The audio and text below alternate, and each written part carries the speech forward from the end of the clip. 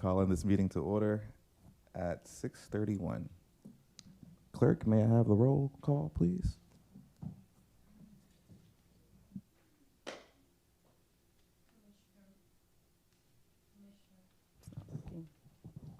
Commissioner Mitchell, Present. Commissioner Elikwashi, Present. Chair Taylor, absent, Commissioner Kennedy, Present. Commissioner Lacey Oha, absent, and Vice Chair Williams. Present. We have a quorum at 6:31. Thank you. Can we please stand for the pledge?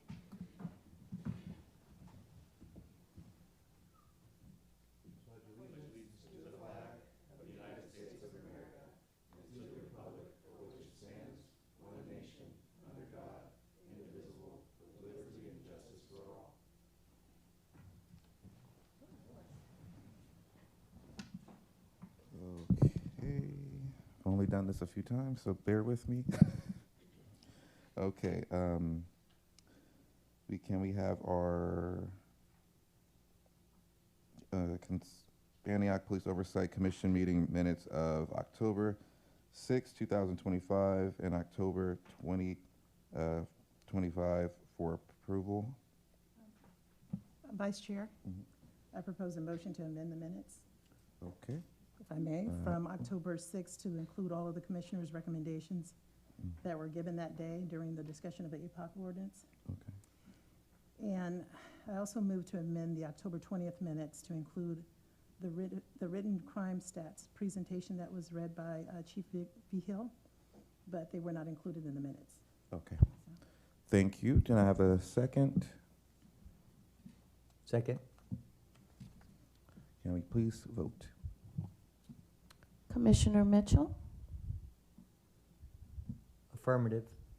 Commissioner Elikwashi, Affirmative. Commissioner Kennedy, Aye. Vice Chair Williams. Aye.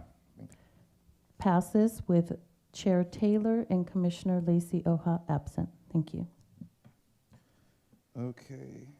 We'll move on to new business with Police Chief Joe Vigil's report.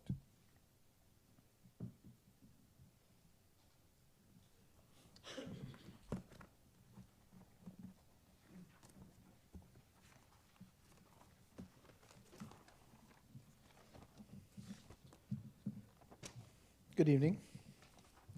Good evening. So we are currently staffed at 87 sworn. I think you all remember we had 2 recruits graduate the academy on Friday, and then our new captain, our new lieutenant started today. We still have 1 person out on long-term injury leave, 1 on long-term military leave, and our next academy graduate will be at the end of December. That's all I got. Questions? Oh, your mic, please. Commissioner LaQuachi, your mic. Thank you. Can you just repeat the new captain and the new sergeant, you said? Lieutenant started today. Okay. And can we have their names? Captain Put you on the Shane spot. Bauer. See, and I'm thinking, he's standing right behind me, so I'm like, don't let me get the name wrong. Captain Shane Bauer, Lieutenant Franco Caesar. Thank you. And then the rest of it was, after that, you gave some numbers? Our next graduate from the academy will be at the end of December. Okay, so there was 87 sworn. Correct. 1 on long-term leave. Correct. 2 recruits. And 2 recruits, thank you. 1 recruit. 2 Oh. recruits graduated Friday, so they're in Oh. the 87 number. Gotcha. So just keep in mind that this number will fluctuate when the young man graduates the academy and then when the other individual falls off long-term injury leave. Gotcha, thank you. How's our retention right now with officers that are new? Or not new, but currently on the 87? It's okay. Okay. Are you jinxing me? Am I No, missing no, something? no, no. I not at all. I just want to know what the morale is and like everybody's. The morale is good. A lot of concern, just like all the other bargaining groups in the city, is the city's financial situation, and it is contract time for multiple bargaining groups. So the hot topic is going to be, what does this negotiation look like? What does the contract look like? I think depending on what happens with the contract and what happens with the officers after the contract, might answer the question for us, but it's too early to tell because the city and the bargaining groups are still meeting. Thank you. I do have a question about the bonus. Are you guys, I think in the budget meeting that we had before, can we speak about that real quickly? Okay. The recruiting bonus was going away. Was that? Correct. It sunsetted June 30th of earlier this year. Gotcha. Mhm.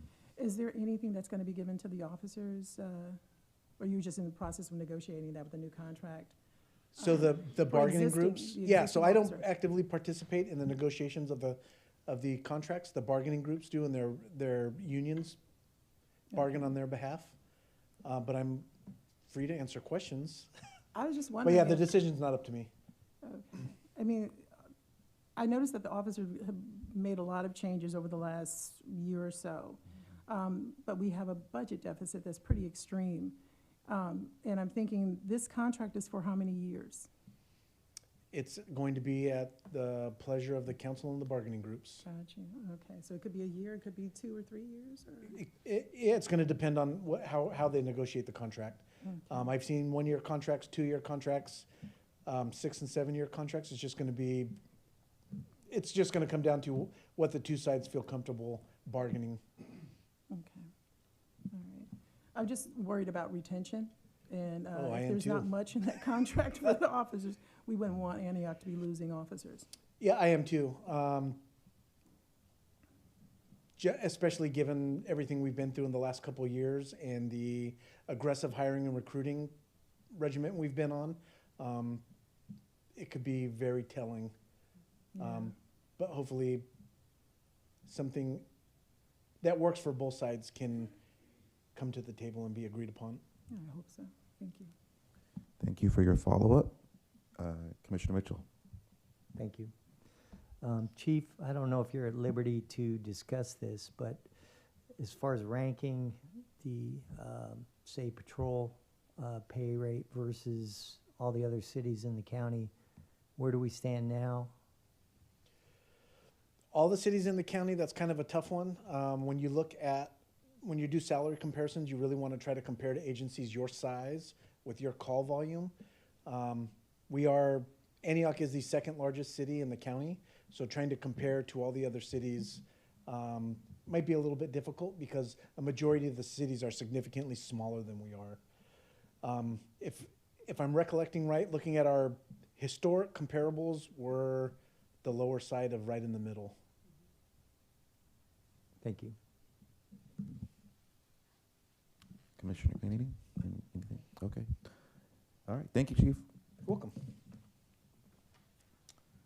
Next, we'll have our flock presentation.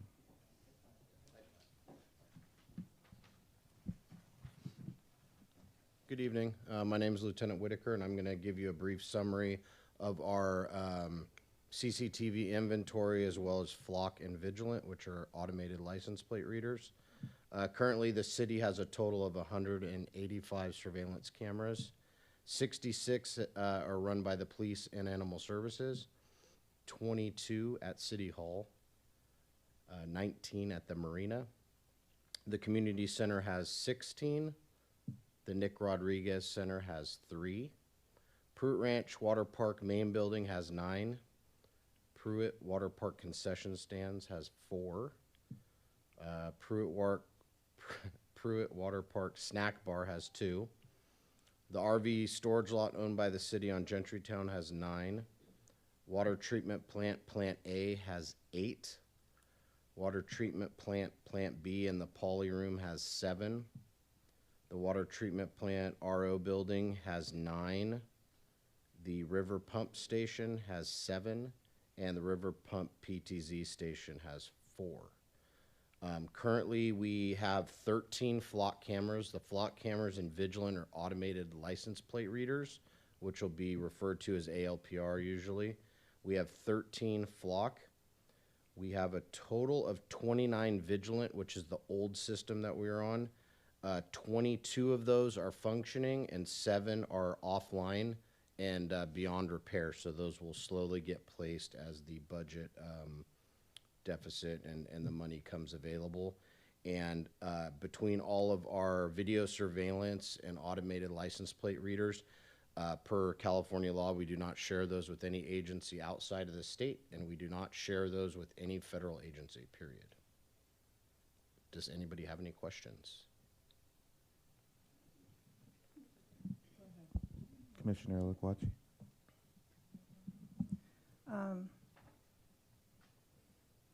I have quite a few questions. I actually have concerns about those flock cameras. Because in my mind, you know, citizens are actually funding their own surveillance, right? So I just wanted to know how effective flock cameras are in Antioch, if we're doing any type of assessment or studies by APD to see if they're effective, and if you have data to show how many flock hits have led to arrests. So currently, I do not have any statistics on that. What I can tell you is any ALPR camera, there has to be a crime committed for us to view those. So as vehicles go through the automated license plate readers, we don't just go looking at those. They have no relevance. Honestly, we don't really care what plates go through those unless a crime is committed. And then we're looking for very specific things: make, model, color of vehicle, the location it's at, and the time of day and date, obviously.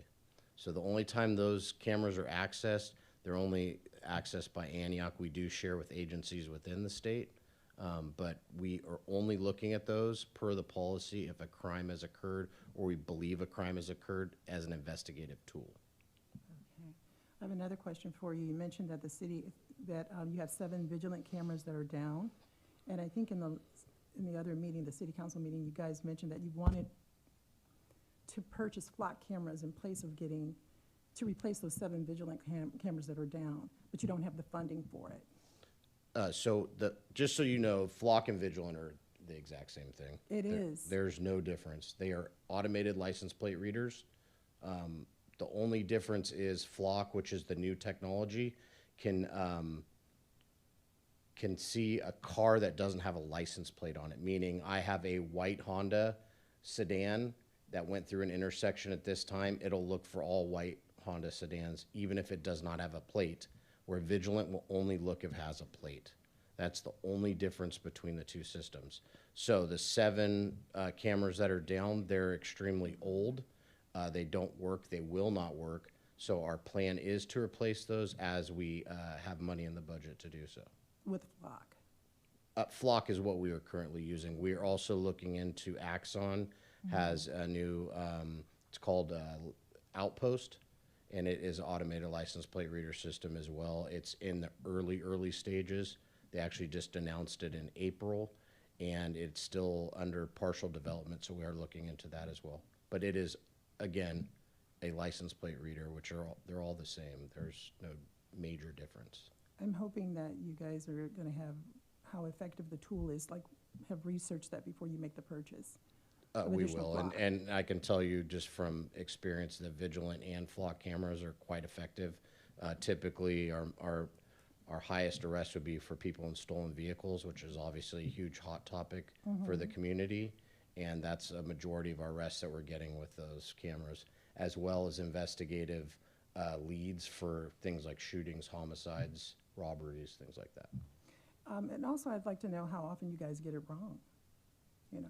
Even with the technology, it's great that it actually works the way you want it to work, but there may be times when the software malfunctions or where it doesn't return what you want it to return, or it needs to return, or it picks up the wrong vehicle, and you go on a wild goose chase. It would be good to have, like I said, the effectiveness data on the product. I'm sorry, I don't mean to hog it. You guys okay? Flock has teamed up with Ring Camera, right? And there's a community sharing function within there that allows for law enforcement agencies to electronically request from the Ring owner access to their cameras for footage, right? And investigative purposes. And I want to make sure I'm wording this correctly here. My question: does APD plan to use this feature?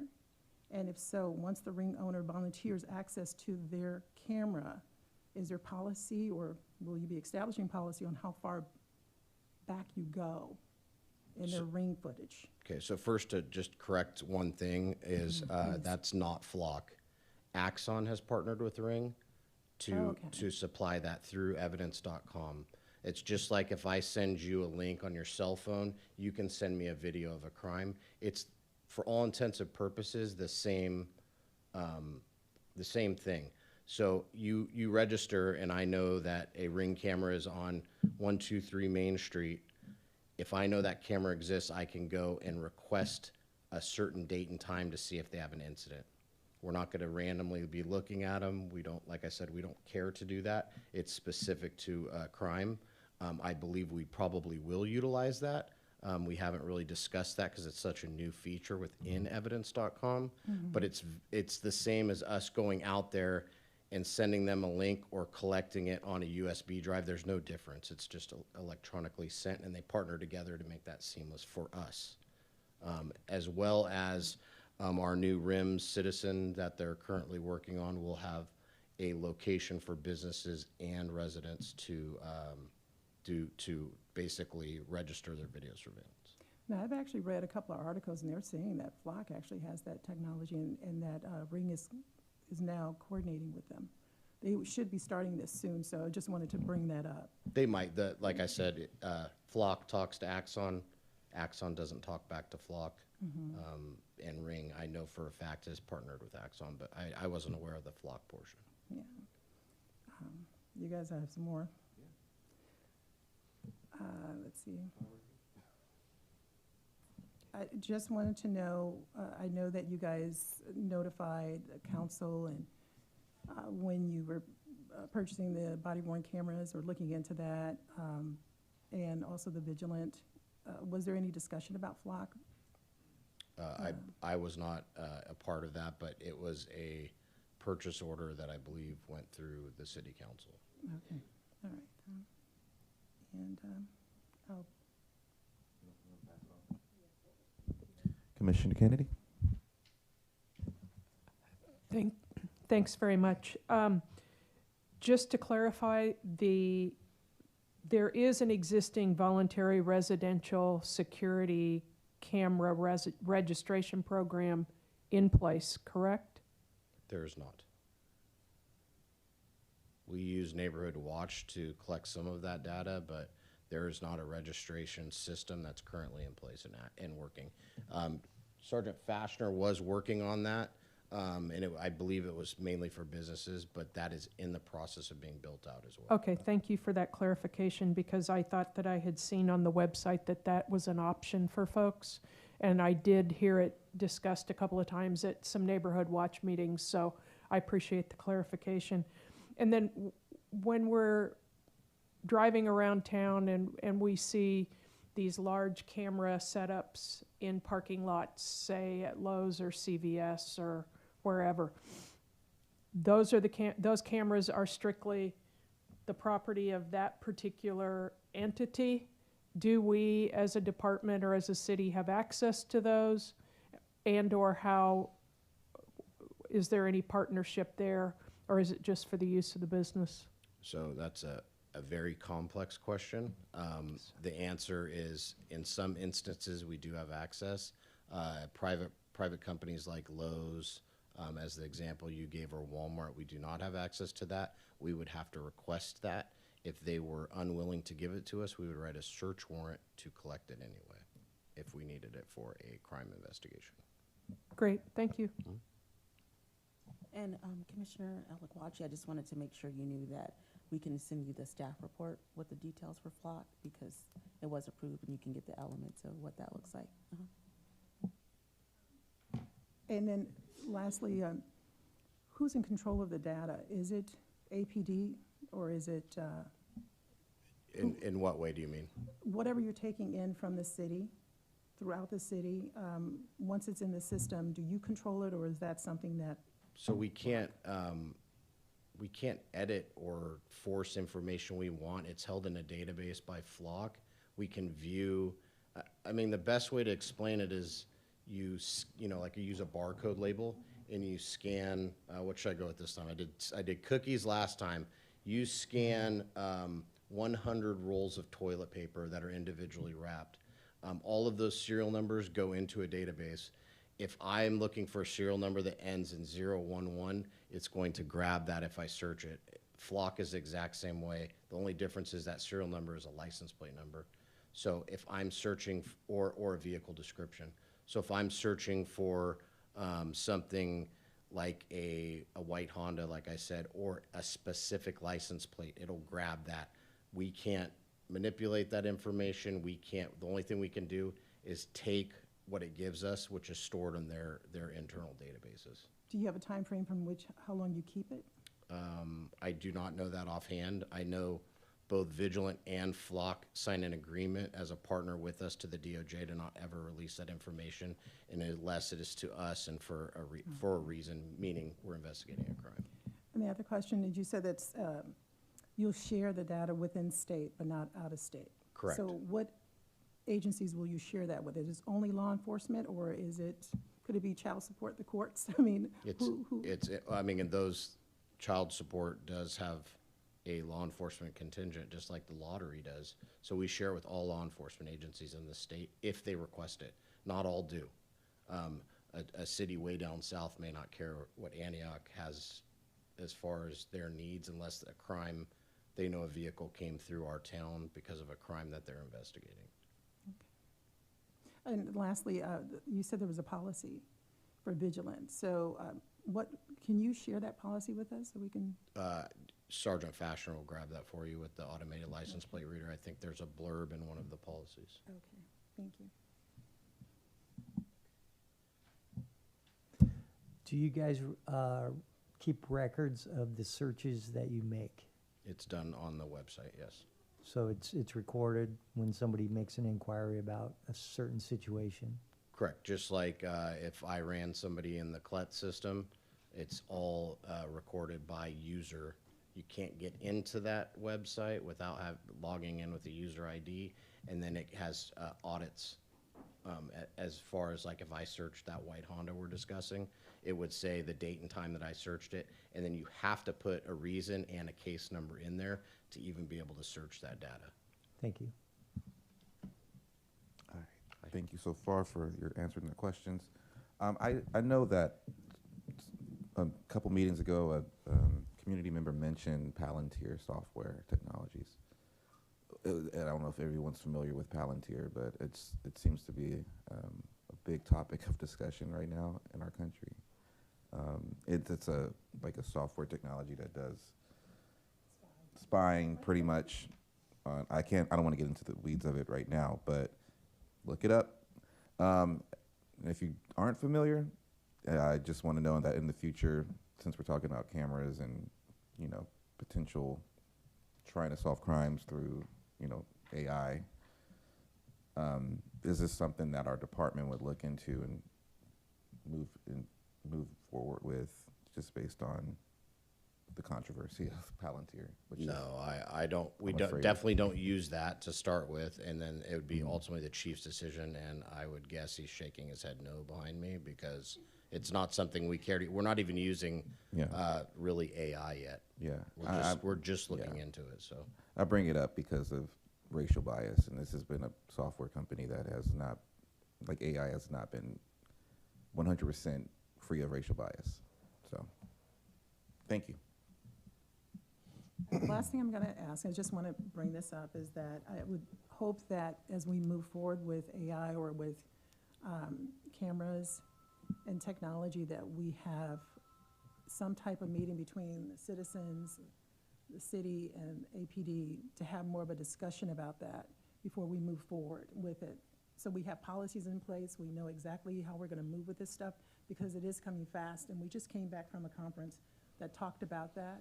So we kind of want to get ahead of the game a little bit. So I'm hoping that we can start to move forward with having a better discussion about how we're going to deal with these things, and then we won't have to put you in the hot seat. and we do have a draft policy for AI to use it as an assistant in report writing, but we're not there yet. Okay.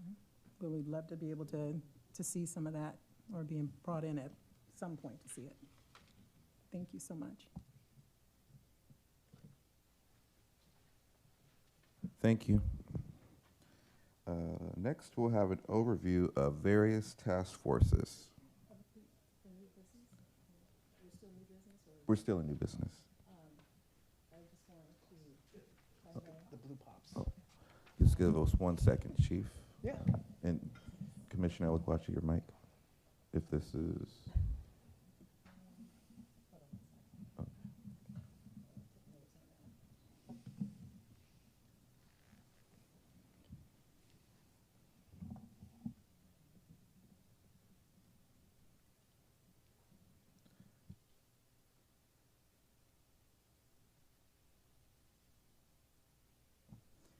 So I don't know if this is appropriate at this particular time. I'm sure I will get corrected. The Vice Chair, I move that the topic of the commissioners reviewing and providing written input on the APOC ordinance be placed on the agenda for the next regular commission meeting. Oh, yeah, we'll wait for the upcoming agenda items portion of the. We're going to do it then? Yes, please. Okay. Yeah. Or is Was that it a okay? motion that is appropriate at this time, or do we need to Yeah, vote on that? I think you can bring it up in future agenda items, and we are addressing it because we have gotten formal Mhm. requests, so we will be addressing it. But yes, Okay, you can formally add it as a future agenda item. thank you. Thank you, Commissioner. Chief. Thank you.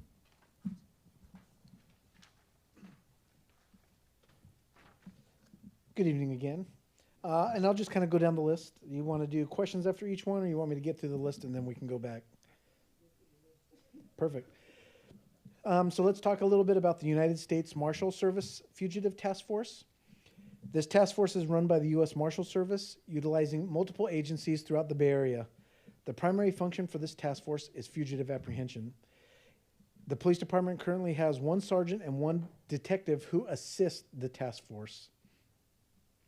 The Vehicle Suppression Enforcement Task Force, or as we call it here, VSET, is a countywide task force led by the CHP. The task force meets once a month for about 10 hours and rotates to a different city every month.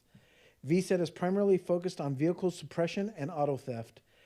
We have currently 1 sergeant who coordinates the VSET dates, and then numerous officers participate depending on the need and what city they're in. Contra Costa Motors, Kokomo. This is various traffic and motor units from participating agencies within the county, rotate cities approximately twice a month for traffic enforcement. Kokomo also meets once a month for training on perishable skills related to motorcycle driving. We have 1 sergeant who coordinates and 1 officer who participate in the Kokomo events twice a month and at the training. The Mutual Aid Mobile Field Force. This is a countywide team that trains every quarter. Mobile Field Force is designed for civil unrest, mutual aid. Mobile Field Force is managed by the Contra Costa County Sheriff's Department. Antioch PD is part of the East County team, and we have 1 sergeant and 5 officers who participate. Contra Costa Human Trafficking Task Force. We have no detectives assigned full-time to this, but we have 2 detectives who assist on an as-needed basis, primarily for operations. And then Internet Crimes Against Children Task Force. Again, no full-time detectives are on this team full-time. We have 2 detectives who assist with operations, investigations, and information sharing.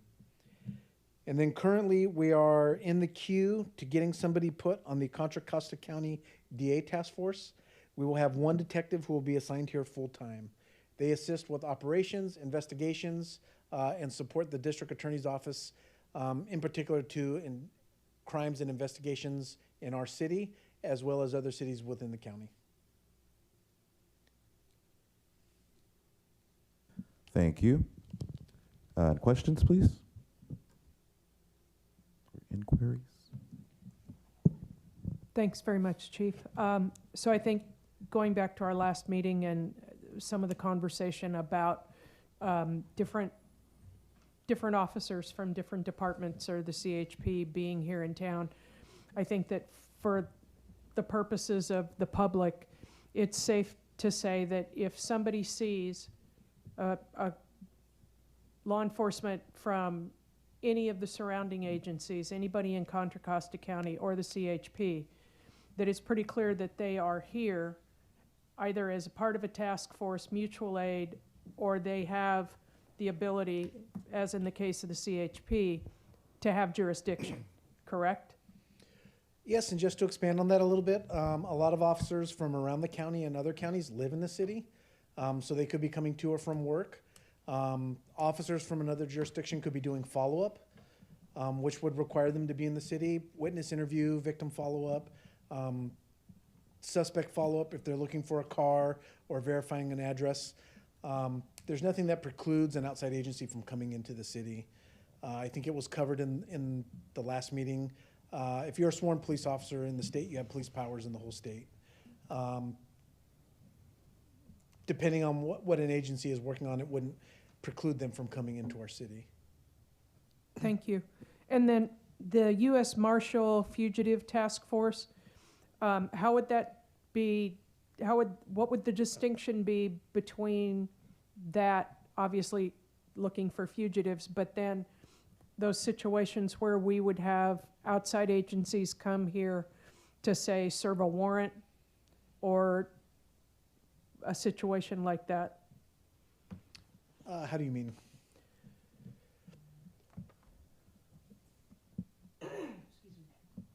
So I know that there have been some conversations about situations where we've had outside agencies come in early morning hours to, say, serve warrants, et cetera. That's even obviously something separate. It's not necessarily specifically a task force, but that might be something tied to like drug and alcohol enforcement. Yeah, so just to clarify, there is a process between agencies and agreement. Any agency can come and serve a search warrant in the city, serve an arrest warrant in the city. It is courtesy that they reach out to us first, depending on what they have going on, depending on the nature of the investigation. In some cases, they will ask us, hey, we have something going on at this location. Do you want to participate? Do you want to serve the warrant? Do you want to assist? We can say yes, we can say no. 9 times out of 10, depending on what's going on, we say no and we defer to them to let them serve their own search warrant in our city. A judge issues, as you all know, a search warrant that gives a police officer the powers to go in and search a house, take someone into custody. They don't necessarily need to ask for our permission, but it is a courtesy that when another agency is in our city, they let us know in case something does happen or in case they need support. We are there readily available to assist, to relay, and offer support as needed. The U.S. Marshals Task Force is a little different. They are specifically looking for people with federal warrants tied to the U.S. Marshal Service. These are typically high-risk offenders, robbery suspects, homicide suspects, violent domestic violence, and other incidents of that nature. This is a task force, so we have officers who assist. Typically where we see assistance is if they're hitting multiple locations related to a search warrant, a series of crime, or a specific individual wanted who's in our jurisdiction. Thank you very much. You're welcome. Commissioner LaQuarrie? I'm just wondering, with the task forces, since you kind of get some notification regarding in some of the cases, right? Is any of this reimbursable? All of it? Some, it depends on the task force and the nature of the work that they're doing. So through the MOU on some of these task forces, the price can get covered. Some of the funding can be reimbursed to the city, or how it's charged. It just depends on what the task force is and what they're doing. So if you're not getting reimbursed for some of these, you're kind of making a determination of what you will assist with, or are you mandated to actually assist? Like with the U.S. Marshals, when they come in, you have to assist them. If you have the fugitive apprehension program, I'm taking that's through the U.S. Marshals, right? Yeah, for something tied to the marshals, it could be reimbursable if it's something that happens on overtime. But also please remember, by having members of the department on these task force, they're force multipliers for us. Explain, please. So we could have an investigation that we're working on or someone that we're looking for, and our detective unit might not have enough staffing, or there might not be enough hours in the day to go and look for someone, track someone down, not, rule out different locations where this person can be. Through our agreement with these task forces, we can utilize the task force to do that, so it doesn't cost us anything at all. That's the benefit to having people participate in the task force, is you get that back when you have an investigation or you're working on something that is larger than you have the capacity to deal with. A lot of smaller agencies, bread and butter is the task force, because for them, it gives them personnel they wouldn't have. And it gives them different types of personnel they don't have access to in their own police department, such as plainclothes officers, unmarked cars, different technology and equipment to help technical analysis of cell phones, computers. So being a part of these task force gives you the ability to do that at a cost-effective budget. But again, the price is you have to participate. If there's something going on in your city, or if there's a need in another city who's a part of the task force to go and help. Because again, it's force multiplier. It's resources other agencies don't have. I remember a while ago, one of the commissioners had asked, I think it was Lacey Oha, had brought up a situation where APD had responded out to assist another agency with, I don't know if it was someone who had been involved in armed robbery. I'm not sure. But they ended up going to the wrong location. They pulled out, young kids, elders. You remember that situation that she brought up. And I'm just bringing it up because she's not here to bring it up for herself. And one of the questions that came out of that was, who's responsible for verifying the location? Who's going to do due diligence? You have another agency entering our city, may not know the difference between one street versus avenue, and they have old information. They haven't really, even though they've gotten the judge to sign off on, the subpoena or warrant, they may not have done due diligence. So at what point do we, APD, check the location that they're going to be assisting with? In any instance where the search warrant's generated by us, No, it's we would do our someplace due else. diligence. We are not the overwatch for other agencies that come here with documents already obtained by a judge in this county. That's between the agency that made the mistake and the judge. Now, this is what I'm gonna say on that topic, because what ticks me off is that you guys take the hit for another agency. You guys take the optics don't look good for APD. This city ends up paying a price for someone else's mistake. And it just would be great if we had a stopgap, some way to ensure that that does not happen, even though, the other agency is responsible for it. Because when that person was talking about that situation, all it was APD, and APD did nothing wrong. They follow protocol, but the citizens think it's APD. Yeah, and a lot of that rectification gets happened behind the scenes where nobody sees it. Yeah, And unfortunately. for the issuing agency, it turns into a personnel matter, which we would not be able to talk about anyways. Right. But that's how a lot of those issues get corrected, is outside of the limelight, behind closed doors, between a judge, between an agency, or between two agencies who have a disagreement, or they go to the wrong address, such as what happened in that incident. So let's just say, if you had a situation like that happen, would you guys do like Monday morning quarterbacking? Like you'll go over it and say, how could we have ensured that that didn't happen? Is there ever that kind of discussion later on about it? All the time. And then It come up happens with enough- daily. Especially in operations where things don't go the right way, the first thing we do is come back, all right, let's debrief what happened, what worked, what didn't work, where were the mistakes made, how do we get better? Debriefing is a tool that's been used by us for a long time, especially with critical incidents. In the last couple of years, we debrief singular incidents more than once at different levels. So it gives us the opportunity to identify strengths and weaknesses and areas where we can improve. Well, I just wanted to bring that up, so. Commissioner Mitchell, did you have any inquiry? Okay.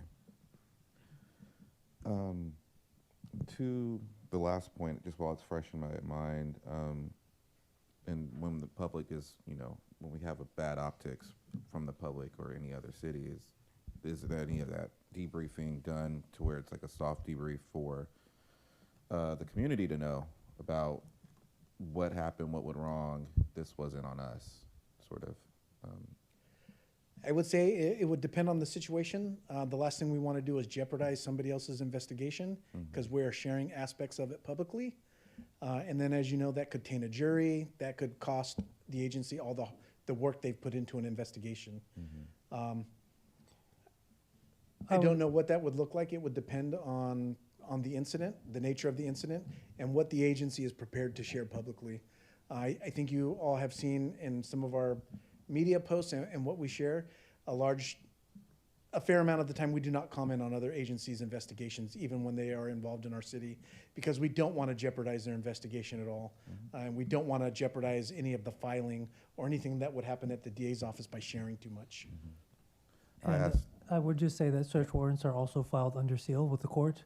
So we couldn't report on it even if we wanted to, because we would be violating a court order to maintain secrecy on those matters. Just so people know, this is why I ask questions. So thank you for that. Welcome. And thank you, City Attorney.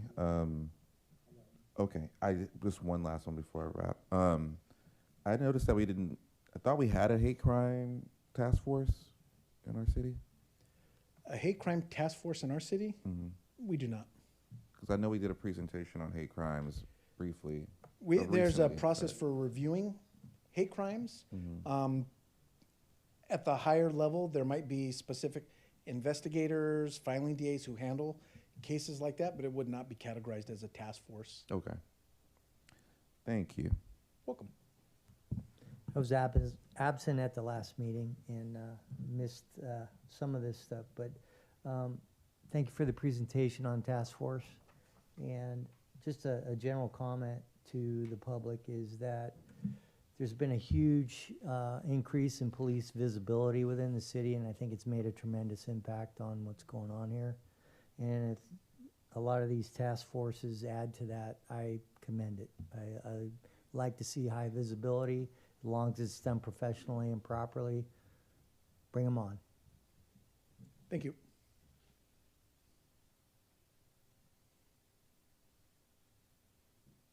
Okay, anyone else?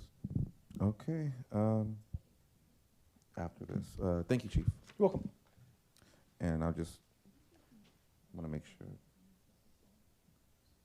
It's the last thing on this item for new business.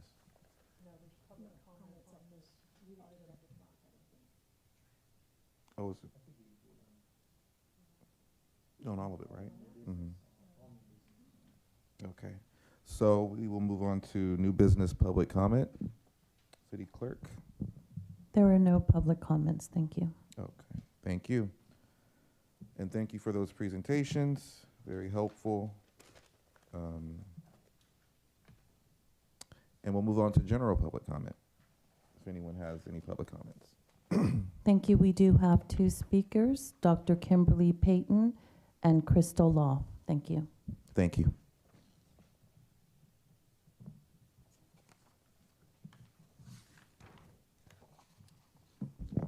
Good evening. I really appreciate the presentation from the police chief.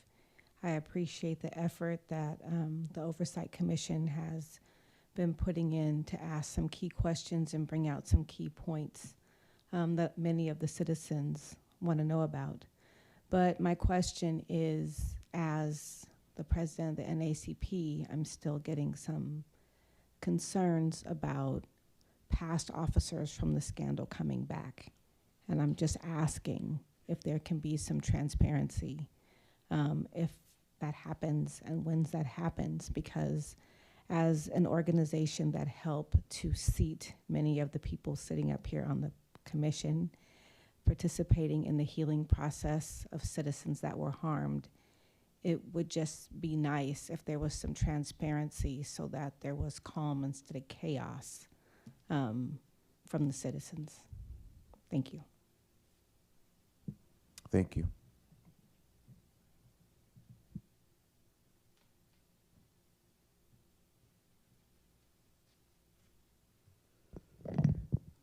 Hello, everybody. So I have two questions and then one comment. The comment is for the last time that I was here.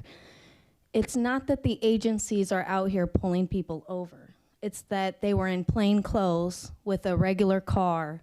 We had no idea who they were, what their purpose was. That was my only need for clarification. Because with everything going on, some people may not want to pull over. You know, the color of my skin is white, so I don't really have to worry about it, but other people may. So, also, just curious, with the 85 officers that we have, you know, currently 85 or 87, how do we have the time to continue to do sweeps? Especially if the sweeps are in places that nobody can see. Also, when we're doing these sweeps, who's the one that decides what officer goes out, when they go out, how they go out? I'm just curious because even though I'm going to be presenting this at the city council meeting as well, I'm just curious, since we have, you know, Officer Vigil and some other people here, you know, who decides for these sweeps? And is it possible that we can get somebody like myself or Nicole or somebody else to be a kind of a liaison to help out, you know, instead of having the officers tied up with them? You know, I didn't even have time to go help these people. So I'm just curious if we can, you know, who decides these things, and you know, how we can kind of get involved so that the officers don't have to spend so much time. We have other things that you guys should be taking care of besides sweeps. I'm so sorry. We don't, if I can't get an officer to come out and take a report on somebody, you know, with a gun, then how do we have time for sweeps? It makes no sense to me. Thank you. No other public comments tonight? No further comments, thank you. Okay, moving on to ad hoc committee report out.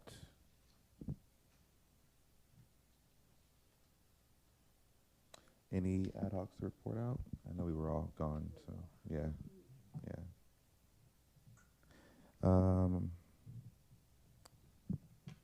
Policy ad hoc. I didn't bring my notes. Yeah, that's right. Okay. Okay, seeing none, we can move forward with. Yes. So, coming to a close with the policies very soon. I think that's November 15th. The policy with Lexipol that we've been reviewing since January. Okay, I'll just leave it there. So we've been working very hard on that. I'm very proud of our efforts from everyone. Yes, it's been a tedious process, but I think we're going to have some really strong results. I'll leave it there. Hoping. Okay, moving on to upcoming future agenda items. Any ideas, commissioners?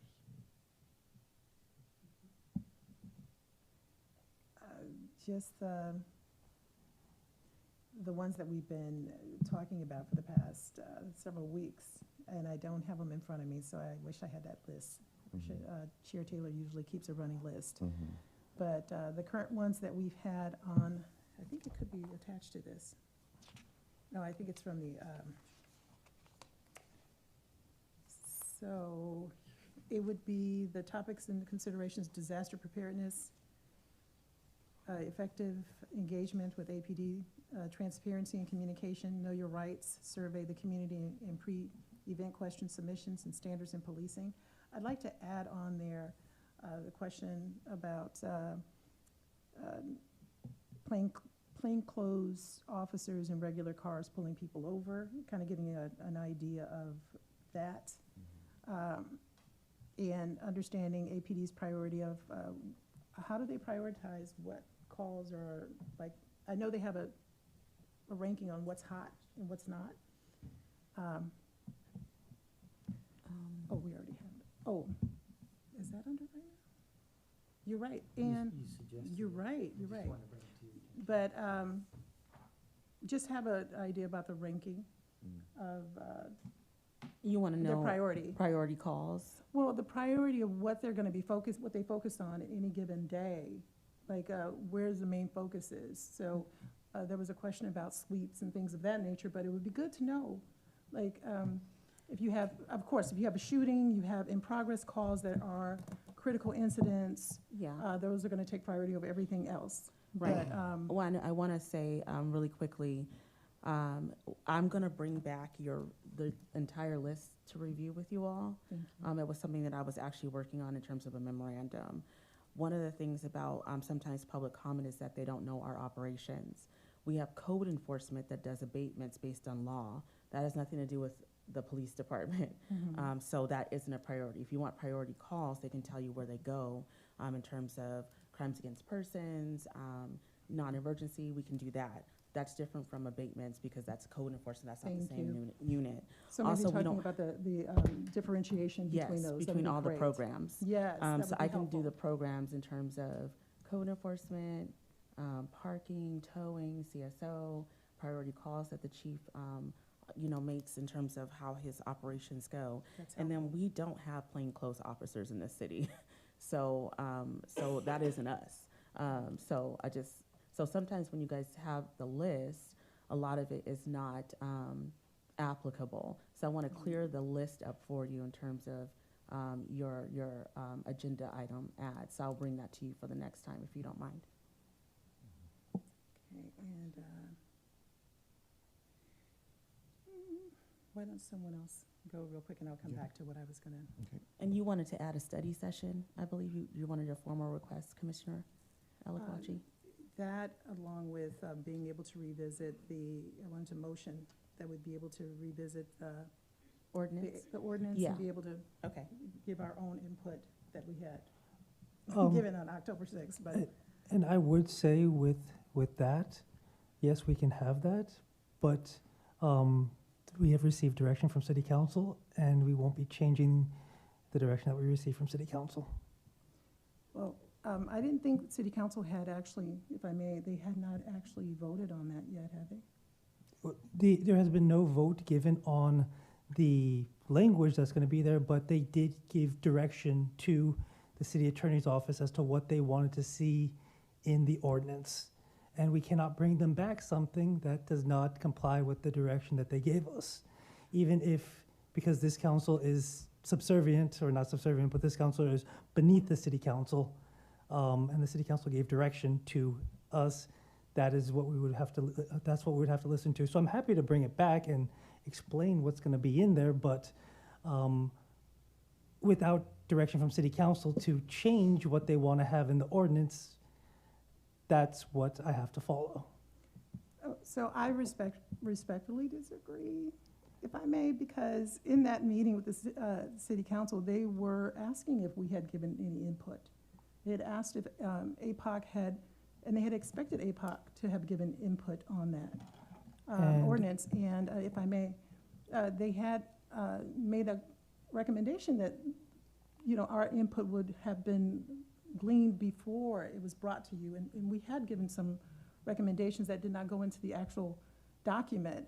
And that's why I wanted to move that the topic of us reviewing and providing written input on the APOC ordinance be placed on the agenda for the next regular commission meeting, if I may. Okay, so let me get clear with the council on this. I have received several requests for a study session. So I will work with the city attorney's office to go through this with the council or prepare a memorandum for you all for the 17th, and we can go from there. So your Okay. request is being considered in terms of the study session as well, which is the time that you would give actual practical input in person. Okay. So if they agree with that, then, I think your request will be,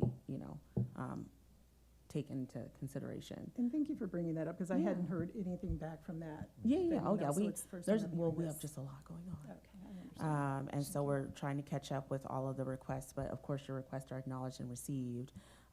We do see that, under the review that I did, we did come before you in April and in July, which we would do because we had to do that before we went to the council. So somewhere there's been a disconnect.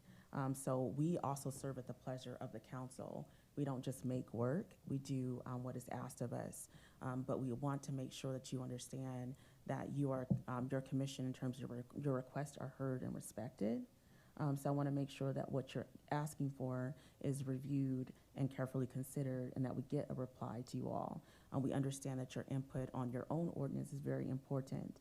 So please, we're not being remiss. So let us just catch up with the request and then get council's approval for your study session, a joint study session, our memorandum, are coming back. There are several options, and we will, of course, look into it with the city attorney's office. Okay, thank you. Commissioner Mitchell. Thank you. To add to that discussion, council meeting tomorrow. And I just wanted to know if it would be appropriate to raise some of these concerns at the council meeting. Yes, you can do whatever you would like during public comment. Okay, thank you. Yes.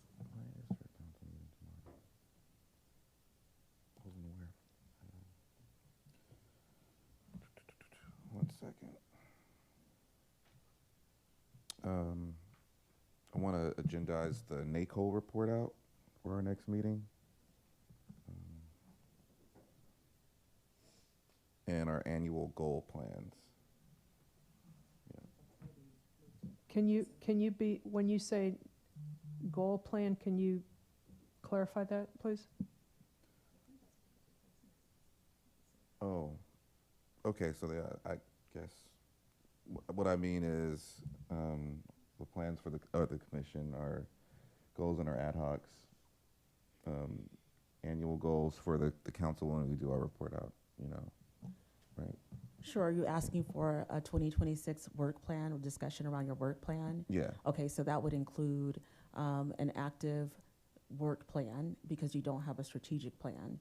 Within your commission work plan, you're going to have miniature work plans for your ad hocs, which includes a community engagement plan that should tie into and complement our consultants' community engagement plan, as well as community needs that you discussed in your last few meetings with your separate, looks like, areas of focus. So I think I would take, an hour, 90 minutes each time to start your work plan for 2026, bringing what you learned at NACOL and doing a review of similarly situated civilian oversight commissions across the country. What are they doing? What would you like to look at? And then focus and overlay on your areas within the APOC ordinance that you're in charge of, such as hate crimes, all that stuff. So, yeah. So you want a facilitated conversation to get your 2026 work plan. Is that what you're asking? You're also, I think, asking for information that are accomplishments for 2025 for the report for council in December. So that's two things, an annual report, your annual report, and then you want to do a separate 2026 work plan? Yes. Okay. As far as the ad hocs go. Yes. Those are, yeah. Okay. And then a NACO report out. And then in terms of your annual work plan, who is working on the annual report, actually? I believe our chair is. Okay. Yeah. With, my understanding is that each of the ad hocs are supposed to submit an overview of the accomplishments and the work that they have done to date.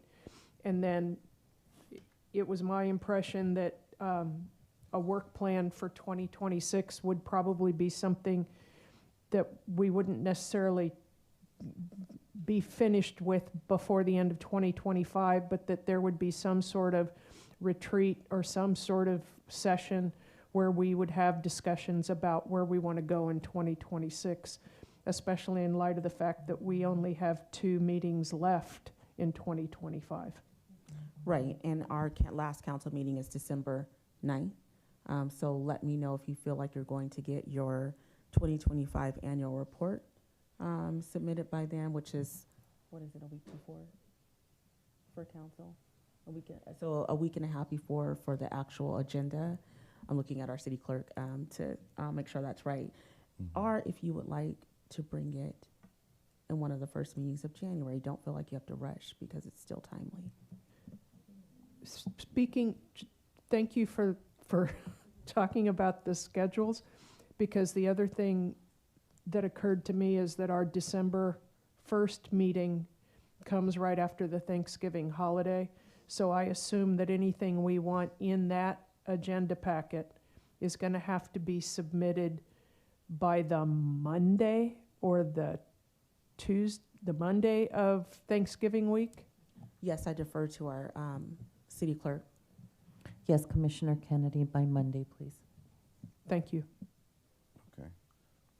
Okay, so what do y'all think would be easier, to do? Like the annual report? Okay. Okay, because I guess I confused myself then because I thought the annual report included all the ad hoc report outs too. But, okay. Okay, I just wanted to clarify that. Okay, and so NACO will have ready on the 17th of this month. I think that's a good plan. Yeah, I think that's doable. We just got back. We just need time to decompress and review what we learned. And you already said disaster preparation, right? I wrote that down. Right off the okay. Okay. Well, I think we should get through the rest of the year with what we already have agendized, and I just think that those two is what I would like to see soon. So, or the NACO report anyway, and then wait for the annual. Since the council is the same, so. Oh, that's me. Okay, so is that all? We're good? All right. Okay, commissioner report outs. I will start with Commissioner Kennedy. Great experience at NACO last week. I think it was extremely positive to have virtually everybody on site. Lots to unpack, I think. And I think one of my biggest takeaways was hearing the folks from different departments, different cities around the country who've been doing this work much longer than we have, and the fact that it continues to be a challenge to get everything the way they want it, but that it's really all about the partnership and collaboration, and just again, a good experience, and thanks to everybody that was attending. Commissioner Eloquachi?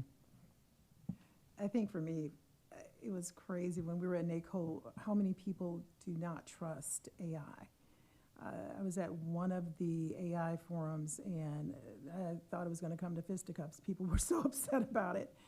They had a panel of folk that were actually from Exxon and from Salesforce and from San Francisco DPA, and they had attorneys up there, and just the perspective of the companies versus, versus us, is different. It's really crazy how citizens look at it versus how businesses are looking at this. So really great experience. And I appreciate this opportunity to have gone there and to represent the city. I really do. So thank you. Commissioner Mitchell? Thank you, Lisa. Thank you. Unfortunately, I was not able to attend NACO business closeout. So anyway, just a reminder, there's not a whole lot because everybody was gone. So I'm anxious to hear the report out next meeting. It'd be great to hear. But I did see Sergeant Fashner's memo on cleanup coming up this weekend downtown. I believe it's at the Antioch Lumber area building, real estate office there. So, hopefully the weather holds out and get a good turnout downtown. It'd be cool to hang out downtown. So, here we go. Thank you. Thank you. I also attended NACO. Great experience, second time going. Really had a great time with everyone who also came along with us, some of our officers and our DOJ monitor, Mr. Sapal, Councilmember Walker. Great time. Don't want to give away too much because the report, I can imagine, is going to be robust and very exciting for y'all to hear back. And that's, I don't have anything else to report. I don't think. All right. Staff communications. I just want to remind everyone that the next meeting is at Genesis Church. That's at 800 Woodland Drive, November 17th at 6:30. And reminder that I will be speaking with council about your request for a study session, and we'll be bringing back your agenda request with a status update as to the request. Thank you. Thank you. I have a question for city staff or city manager. I know it's going to be our second to last meeting at Genesis Church. Is it, I don't know what the staff can provide as far as like the backup that we have on our agenda items. Would it be good to get maybe more than our usual presentations or agenda items to kind of get through them before the end of the year? Or I don't there's no rush, know right? what you're asking. Like, I guess once I see a list of how many agenda items we have, I'll be like, okay, well, let's see if we can get through maybe 2 more than usual. That we You mean for your December meeting? for the next meeting. So I think we can discuss your agenda for November 17th with you and Chair Taylor when we have our agenda setting meeting. Sure. Okay. Thank you. Okay. It looks like the next meeting date is November 17th at 6:30 p.m. Motion to adjourn? I second. Oh, I'm asking for a motion. Oh. A motion to adjourn, right? I move to adjourn. Second. All right. Can we get a roll call vote? Thank you. Commissioner Mitchell, Aye. Commissioner Eloquachi, Aye. Commissioner Kennedy, Aye. Vice Chair Williams. Aye. We have a motion to adjourn at 7:30 with Chair Taylor absent and Commissioner Lacioja. Thank you. That is a record time. Thank you. 7:38, excuse me.